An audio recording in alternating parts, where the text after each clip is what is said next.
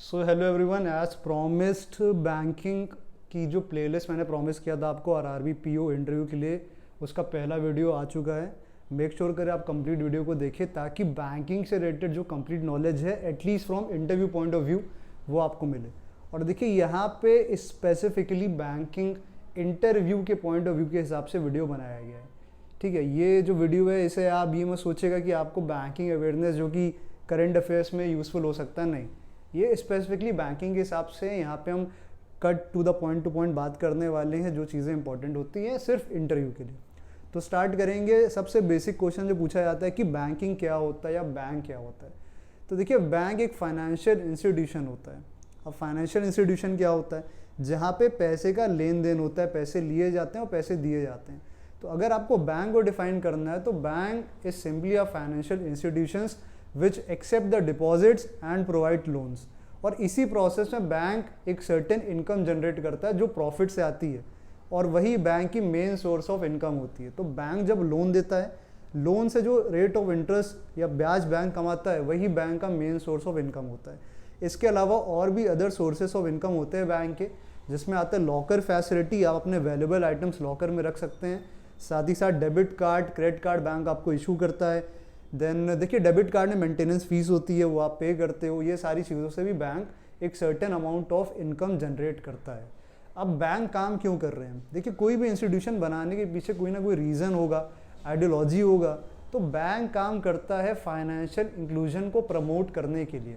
अब financial inclusion क्या होता है, ये भी एक बहुत ही बेसिक सा क्वेश्चन है जो इंटरव्यू में पूछा ही जाता है, बहुत कॉमन क्वेश्चन है। तो फाइनेंशियल इंक्लूजन सिंपली इसका ये मतलब होता है कि हमें बैंकिंग सर्विसेज को हर एक एरिया में प्रोवाइड करना है। तो फाइनेंशियल इंक्लूजन को प्रमोट करने के लिए कौन कौन से स्टेप्स लिए गए थे? तो देखिए, सबसे पहला स्टेप है zero balance account. I am sure ये इसके बारे में आप लोगों ने सुना होगा। जीरो बैलेंस अकाउंट्स को बोला जाता है प्रधानमंत्री जनधन अकाउंट, यानी कि बिना अपने खाते में पैसे डाले आप अकाउंट को ओपन कर सकते हैं। ये इसलिए लाया गया था क्योंकि ज़्यादा से ज़्यादा लोग बैंकिंग को अडॉप्ट करें और बैंकिंग की सर्विस उन तक पहुंच पाए। इसके बाद है बिजनेस करस्पॉन्डेंट, जो कि बेसिकली बैंक के एजेंट्स होते हैं और इनका काम होता है बैंकिंग सर्विसेज को लोगों तक पहुंचाना। ये एम्प्लॉयज़ नहीं होते, सिर्फ एजेंट होते हैं। ये जिस ऑफिस में बैठते हैं उन्हें बोला जाता है कस्टमर सर्विस पॉइंट। तो ये दो चीज़ें आप ध्यान में रखिए। ये दोनों चीज़ों को स्टार्ट किया गया था फाइनेंशियल इंक्लूजन को प्रमोट करने के लिए। और लास्ट है स्मॉल फाइनेंस बैंक और पेमेंट बैंक। जी हाँ, इन दोनों बैंक को लाने का मेन पर्पस था फाइनेंशियल इंक्लूजन को प्रमोट करना। अब ये दोनों बैंक क्या होते हैं ये आगे की वीडियो में हम देखेंगे। अब बात करेंगे बैंकों को रेगुलेट कौन करता है। तो देखिए, reserve bank of India, also known as the central bank of India, is the regulator of all the banks operating in India. अब कोई भी इंस्टीट्यूशन जब बनाया जाता है तो उसके लिए कमेटी पहले बनाती है, जो कमेटी ये रिकमेंड करती है कि हमें इस इंस्टीट्यूशन को सेटअप करना चाहिए। तो वैसे ही आरबीआई को सेटअप करने के लिए जो कमेटी बनाई गई थी उसको बोला जाता है हिल्टन यंग कमीशन या Hilton young committee, royal commission के नाम से भी जाना जाता है। तो अब सबसे पहले एक एक्ट पास किया गया है 1934 में, जिसके बिहाफ पे आरबीआई ने 1935 में काम करना स्टार्ट किया। इनिशियली आरबीआई का हेडक्वार्टर्स कैलकाटा में था, बाद में मुंबई में शिफ्ट कर दिया गया।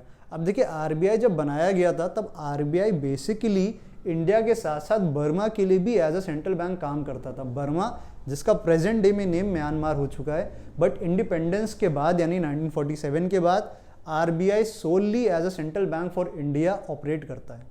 अब देखिए, आरबीआई के बारे में कुछ चीज़ें और देखते हैं। आरबीआई की सबसे इंपॉर्टेंट सब्सिडरी जो आपको ध्यान में रखना है वो है DICGC, which stands for deposit insurance credit guarantee corporation. अब ये इतनी इंपॉर्टेंट क्यों है?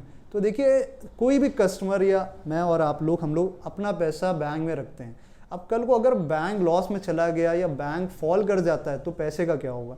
तो डीआईसीजीसी हमें इंश्योरेंस प्रोवाइड करती है हमारे सेविंग डिपॉजिट्स पे। कितना इंश्योरेंस? Up to ₹5 lakh. तो अगर फ्यूचर में कोई भी बैंक फॉल कर जाता है जिसमें आपने पैसे रखे हुए हैं तो आप 5 लाख रुपए तक का इंश्योरेंस वहाँ पे क्लेम कर सकते हो। ये अपर लिमिट वहाँ पे अपर सीलिंग सेट की गई है। अब बात करेंगे आरबीआई के 3 फंक्शंस के बारे में। 3 फंक्शंस याद रखिए, मोर देन सफिशिएंट है। सबसे पहला, मॉनेटरी अथॉरिटी आरबीआई को बोला जाता है। Second, it is the custodian of foreign exchange, foreign exchange को मैनेज करता है, रिजर्व करता है, सारी चीज़ें वही देखता है। थर्ड, करेंसी प्रिंट करने का काम भी आरबीआई करता है on behalf of the government. और एक और पॉइंट आप ध्यान में रखिए, वो है कि it acts as banker to the bank. जब भी बैंकों को पैसे की ज़रूरत होती है तो आरबीआई के पास बैंक जाते हैं। तो ये कुछ बेसिक फंक्शंस हो गए आरबीआई के बारे में। अब बात करेंगे टाइप्स ऑफ बैंक के बारे में। तो देखिए, सबसे पहला बैंक हमने देख लिया सेंट्रल बैंक, सेकंड आता है कमर्शियल बैंक। बट उसके पहले आप कैटेगराइजेशन समझिए। जब आपसे कोई पूछेगा कि बैंक कितने टाइप्स के होते हैं तो उसका आंसर होता है बैंक्स दो टाइप के होते हैं। एक होता है शेड्यूल्ड कमर्शियल बैंक, एक होता है नॉन शेड्यूल्ड कमर्शियल बैंक। तो ये शेड्यूल्ड कमर्शियल बैंक ऐसे बैंक होते हैं जो second schedule of the RBI act 1934 में लिस्ट किए जा चुके हैं, और नॉन स्केड्यूल ऐसे बैंक्स होते हैं जो सेकेंड स्केड्यूल में लिस्ट नहीं किए गए।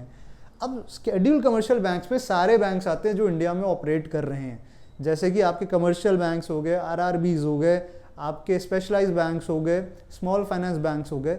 और ये जो नॉन शेड्यूल कमर्शियल बैंक्स हैं ये इंडिया में सिर्फ 4 हैं, और इन्हें लोकल एरिया बैंक्स के नाम से बोला जाता है, और ये साउथ इंडिया में ऑपरेट कर रहे हैं।